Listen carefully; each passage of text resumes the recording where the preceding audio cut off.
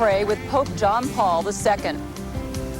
Hours earlier, the pontiff arrived on his third visit to the continental United States, his first meeting with Bill Clinton, a U.S. president who supports abortion rights and gay liberation.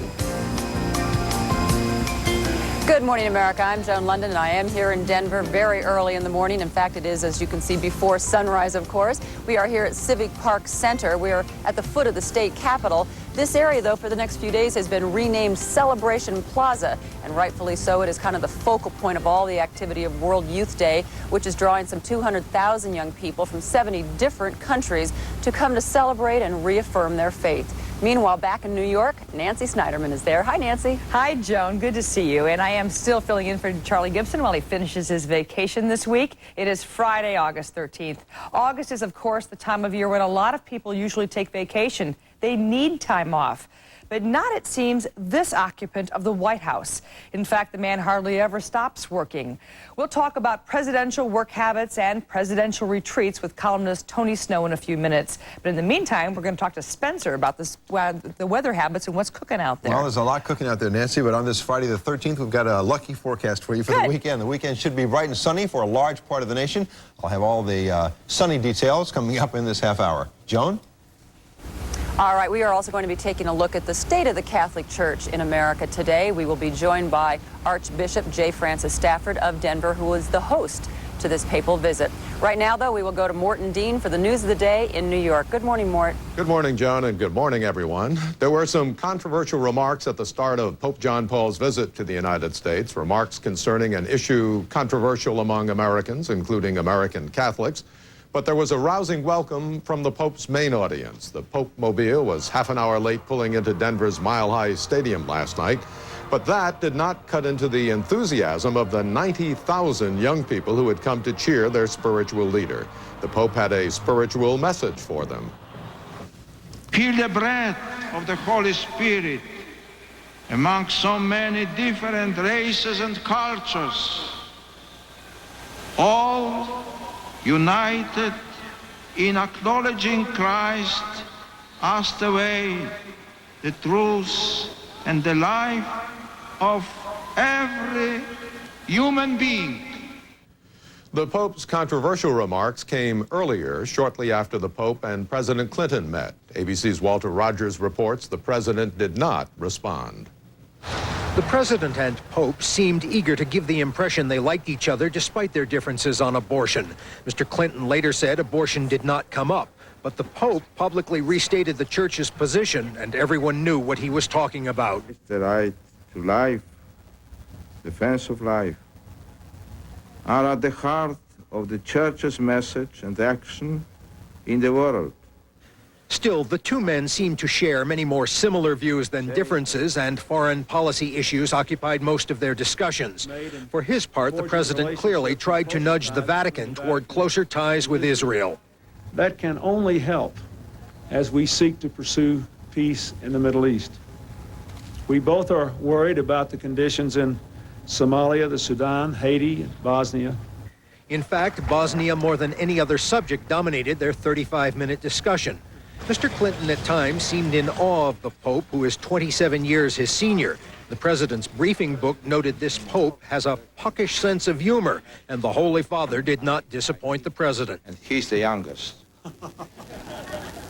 I am still and still older, and he's still and still younger.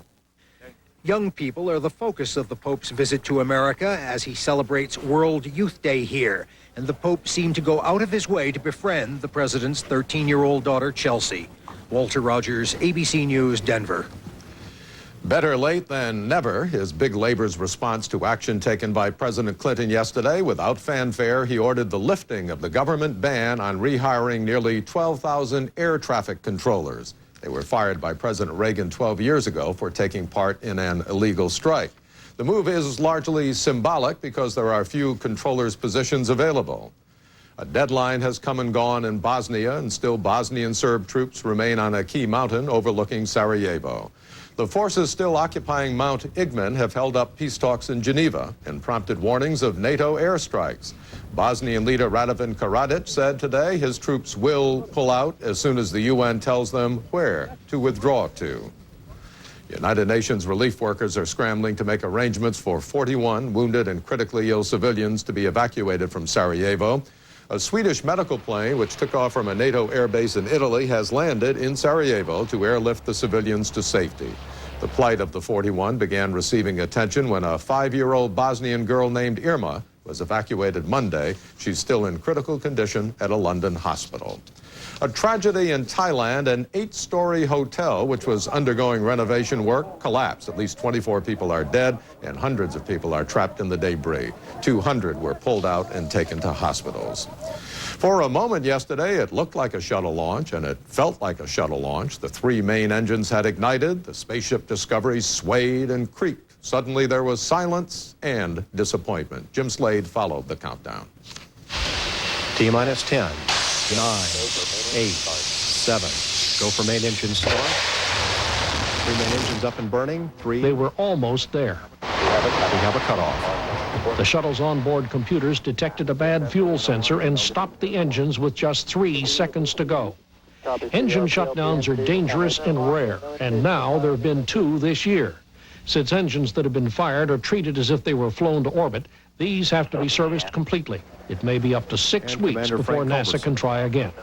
The space agency says that's the price they pay. That goes with the business, and you just accept that. If you can't take some disappointment, then you're in the wrong business. But given the battle in Congress over funding the space station, this string of problems with the shuttles comes at a bad time. Since the station will be launched on shuttles, some say it points up the argument for investing in new technology. This gives Congress a target to shoot at if it wants it.